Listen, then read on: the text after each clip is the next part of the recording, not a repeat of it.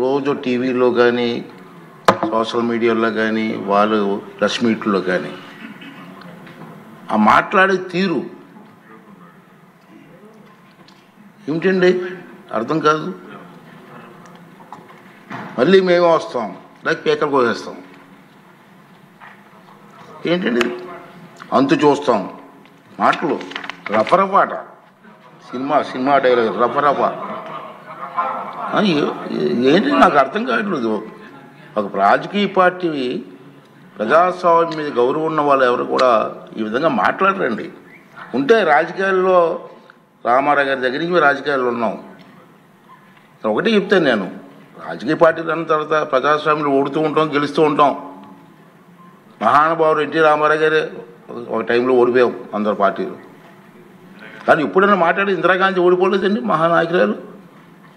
అంటే ఓడిపోతే రఫరఫా ఏంటి నాకు అర్థం. ఇవన్నీ కూడా ప్రజాస్వామ్యం ప్రజలు కూడా ఖండించవలసిన అవసరం ఉందని చెప్పి ఈ వేదిక ద్వారా మనం చేయాలని నా ఉద్దేశం. మీరు చూశారు ఇవాళ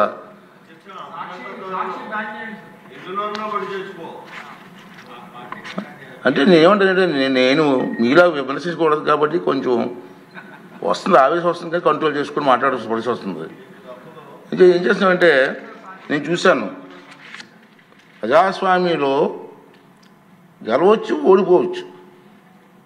రాష్ట్ర అభివృద్ధిని దృష్టిలో పెట్టుకొని అందరు నాయకులు ముందుకు వెళ్ళాలి తప్పించి ఇష్టం వచ్చిన మాట్లాడాలండి. సరే రాష్ట్రం గెలిచావు, ఏం చేసావు, రాష్ట్రాన్ని సర్వనాశనం చేశారు. మనం కళ్ళారు చూసాం, ప్రజలు కళ్ళారు చూశారు, అందుకే మన బుద్ధి చెప్పారు. ఇప్పుడు ఏం చేయాలి, నీ డ్యూటీ ఏంటి? అది ప్రతిపక్షంగా ప్రభుత్వం చేస్తున్న కార్యక్రమాలని మీరు అమలు చేయడం కోసం ప్రయత్నం చేయాలి. అది రాజకీయ నాయకుల లక్షణం. మీ అందరికీ తెలిసిందే కాదు అనట్లేదు, ప్రజలకు చెప్తున్నాను నేను ఈ వేదిక ద్వారా. ప్రజలకి ప్రభుత్వం ఎక్కడైనా పొరపాట్లు చేస్తే అసెంబ్లీలోకి వచ్చి మాట్లాడు. ప్రజా సమస్యలు అసెంబ్లీ చర్చించు. ప్రభుత్వం రిప్లై ఇస్తుంది. ప్రభుత్వం మీద ఒత్తిడి తీసిరా.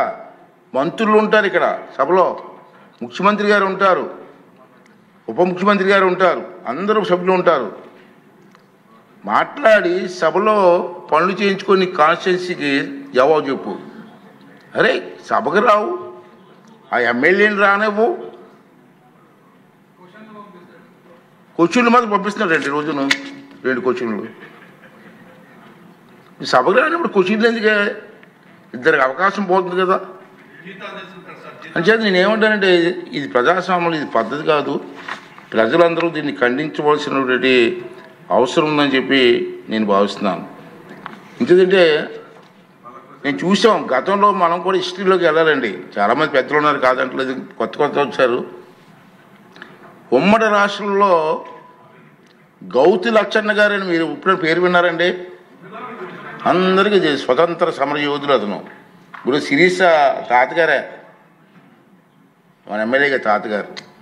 మా తాతయ్య గారు గౌతి లచ్చన్న గారి శిష్యులు. ఆ స్వతంత్ర పార్టీ నక్షత్రం గుర్తు ఆ పార్టీలో మా తాతయ్య గారు 4 టైమ్స్ ఎమ్మెల్యే గెలిచారు వారి నాయకత్వంలో.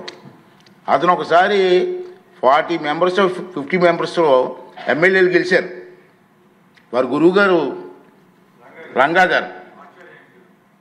ఇప్పుడు నాకు ఇయర్ గుర్తులేదు కానీ 48 మెంబర్స్ గెలిచారు ఆ పార్టీ నుంచి 78లో. ఇప్పుడు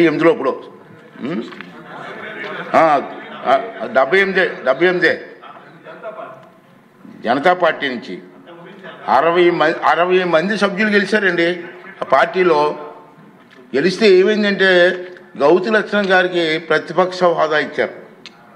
నెంబర్ సరిపోయిందని ఇక్కడ మీరు గుర్తుంచుకోవాల్సి చెప్తున్నాను, మీరు మాట్లాడాలా. నెంబర్ సరిపోయిందని గౌతి లక్షణ్ గారికి ప్రతిపక్ష హోదా ఇచ్చారు. కానీ కొంత రాజకీయ ప్రభావం వల్ల కొంతమంది మెంబర్లు పార్టీ వదిలి వెళ్ళిపోయారు.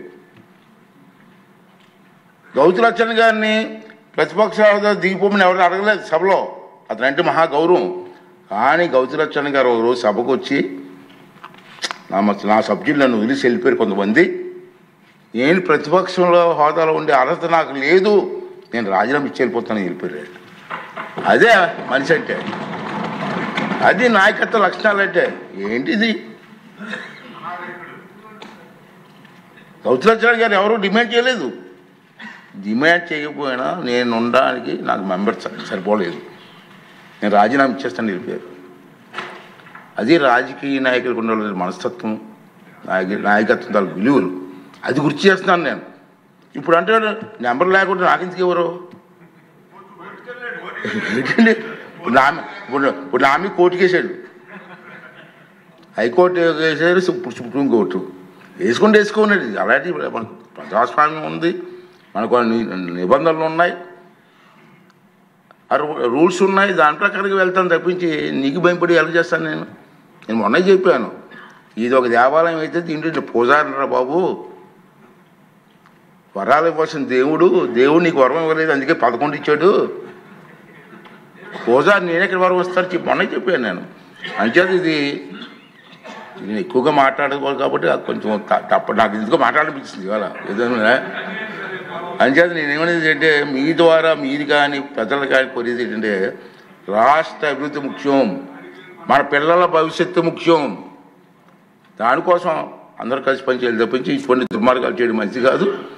శ్రీనివాసరావు గారు చెప్పింది చాలా విషయాలు కరెక్టే అండి, కాదనలేను, దాన్ని రిపీట్ చేయలేకపోతున్నాను నేను. అది నువ్వు అన్న డైలాగ్స్ కొంచెం తప్పట్లు కొట్టాలి, మేము కొట్టలేకపోతున్నాం, ఇది బాధ. సరే ఏదేమైనా దీన్ని ప్రజలందరూ ఖండించాలా, ప్రజాస్వామ్యం మీద నమ్మకం ఉన్న నాయకులందరూ ఖండించాలా, అన్ని పార్టీ వాళ్ళు ఖండించాలా. ఈ రాష్ట్ర అభివృద్ధి కోసం మనం పనిచేయాలా, దానికోసం అందరూ కలిసి పనిచేయాలని చెప్పి ఈ నిండు సభలో మీ ద్వారా ప్రజలందరికీ మీకు రిక్వెస్ట్ చేస్తున్నానండి.